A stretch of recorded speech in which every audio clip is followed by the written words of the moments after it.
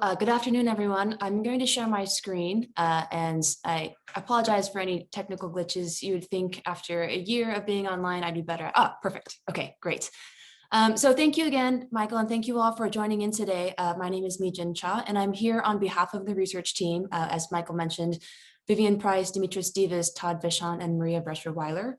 And I really want to give a special thank you to the Labor Network for Sustainability for convening this briefing and also this project. So just a little background on and context for this project. So we know that we will face an energy transition because the way that we'd stop the worst impacts of climate change is to stop using fossil fuels. But we also know that as we stop using fossil fuels, that there will be disruption and displacement. Not that this means that we should not, of course, transition, but just to understand that we have to mitigate this displacement and disruption. And also now we are in a post-pandemic transition. Right. So understanding what workers and communities need is vital to transitioning them. And we are really centering what workers and communities needs in this effort.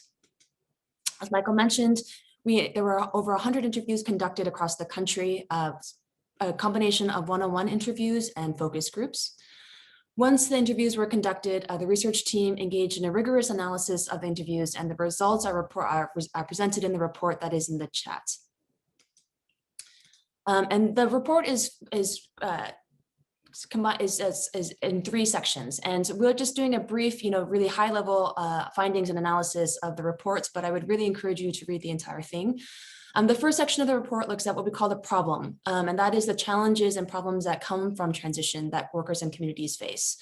The second section of the report looks at process, and here we divide between process and how people come together. The first section looks at how labor comes together, and the second section looks at how diverse coalitions, including labor, including indigenous advocacy, environmental justice and climate justice, and community groups come together. And the third section of the report looks at what we call pathways. So what are policies and practices that can help advance a just transition? So amongst our findings, the first is that transition is constant and inevitable. The energy transition is not the first transition that we will face. From deindustrialization to automation, transition is constant and inevitable. And the point that I really want to focus on here, though, is that past transitions have unnecessarily been unjust. And what this means is that transition in and of itself is not unjust, but our reaction to the transition, our inability to support workers and communities, that's why our past transitions have largely been unjust. The second major finding is that transition efforts must begin long before any kind of shutdown or displacement. Once a factory or oil drill or oil site or whatever has shut down, it's too late. Workers need time to transition. Retraining, placing them in new jobs takes time. Economic diversification, bringing in new tax revenue, this all takes time. And in fact, we're already seeing displacements in the fossil fuel industry, so we're already behind in terms of the energy transition. So we really need to begin now to really make sure that the transitions are not unjust. The next finding is that, workers and unions are not a monolith. We hear a lot about how fossil fuel workers and unions are against the energy transition. And what we find is that, it's much more complicated. First of all, workers are community members that care about things like climate change. But their material concern in terms of what will happen to them as we transition is very real, right? Like we have again, a long history of unjust transition. And also the jobs that are, coming up in the renewable energy sector are not good jobs. They don't pay well, they're not unionized. So the material concern about what happens to workers as they lose their jobs is very real. But the idea that they are, fundamentally opposed to climate, that they don't care about climate change, that they don't care about any kind of issues of like racial justice, economic justice, that's just not true. The next major finding is that efforts that begin from the ground up and center directly impacted stakeholders are the most successful. This is true for a couple of reasons. One, the people that face transition and that have gone through transition know what they need to be supported better than anybody. The second point is that, as you bring people together, as you kind of engage in ground up efforts, you start to build the power necessary to really advance policies and practices. So beginning from the ground up and centering directly impacted stakeholders is really fundamental to a just transition. And finally, just transition requires breadth and depth. So for instance, just focusing on fossil fuel workers, that is not a just transition. And as this example highlights, economic diversification must be robust and expand beyond the energy transition to include those who have been historically excluded.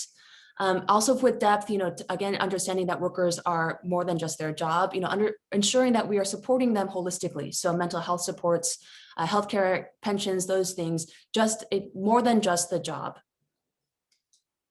And those findings then lead to our recommendations. So the underlying kind of ethos of the recommendations that we need to go big, go wide, and go far. So go big really refers to scale. As Congressman Levin talked about, we need something that's really ambitious and a large scale along the lines of the Green New Deal. We have moved past the point where incremental changes are going to address the challenges that we are facing.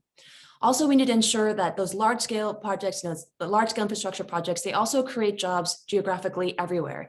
And this is really important because what we're seeing is that, a lot of renewable energy jobs are being created in places like California, but the fossil fuel jobs that are being lost in places like Kentucky, Texas, Louisiana. So large-scale projects, ambitious projects will ensure that there is not only robust job creation, but that there is geographic disbursement of this job creation. The second go wide is really about scope again. So understanding that workers and communities are more than just their jobs. So ensuring that there's a lot of trauma that comes from displacement that has to be addressed as we think about transition programs. Understanding that communities also, right? So expanding the scope of transition projects, transition ideas, and also ensuring that they're ecologically just. So scope is really making sure that workers, communities, and the climate are made whole. And the go far really focuses on, we really need to be both focused on the future and also proactive. So this means that we're thinking of transition plans, not just in 1 to 2 year timelines, but in terms of tens of years, decades, generations. It takes time to really, rehabilitate these communities and workforces. It takes time to seed new industries. So we really need to move past like short-term thinking to really think about what does a just transition look like in a 10-year, 20-year, 30-year timescale.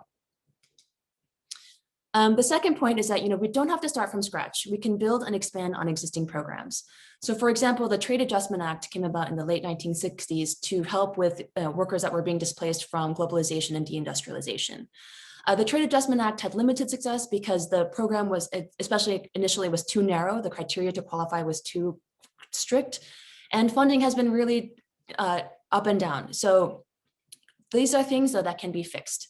We could expand the Trade Adjustment Act to include climate displacement, and we can ensure that assistance is robust. So part of the problem with the TAA is that it has to be continually reauthorized, and we want to remove as much of this from the political fight as possible, which leads to the next recommendation, which is dedicated and robust funding with polluter pays principles. So again, we want to make sure that we have consistent funding that's robust, that will ensure that we can help seed these new industries and we can really fully transition workers. But the polluter pays principle is also equally important, right? We have for too long engaged in practices where gains are privatized and losses are socialized, right? We as a society pay for the pollution, and the profit that comes from the activity is really concentrated amongst the industries and companies.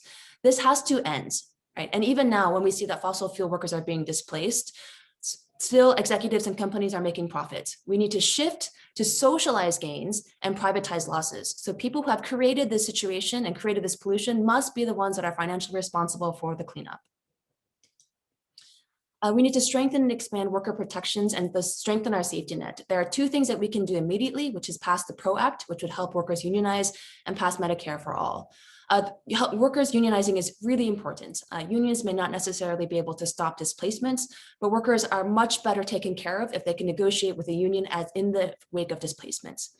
And Medicare for all, I just cannot stress how important this is. One, we're in a global pandemic, so everybody, I'm sure, understands the importance of healthcare. But also, we are in a global pandemic, which meant that people who had employer-sponsored healthcare, when they lost their jobs, they also lost their healthcare. And also, as people negotiate transition packages, so much time and space is taken up with healthcare that if we actually remove that and everybody just had healthcare as a right, then they could negotiate for bigger and other provisions that would actually help transition more holistically. And also, we need to continue relief as people recover from the pandemic. The last relief package was a great start. It was a great effort, but the economic recovery will take some time, and people will still need help and assistance as we recover from this pandemic. And the final point is that we need to implement just transition infrastructure. This could look like something like a federal office of just transition, which would help coordinate agency activity, would help kind of streamline processes, consolidate funding resources, Just transition will require multiple agencies, and ensuring that is coordinated will also help state and local efforts, as state and local officials and advocates have a place where they can go for just transition assistance. So thank you, everyone. That's just a really brief overview of our report findings and recommendations. I'm happy to answer questions along with the rest of the research team.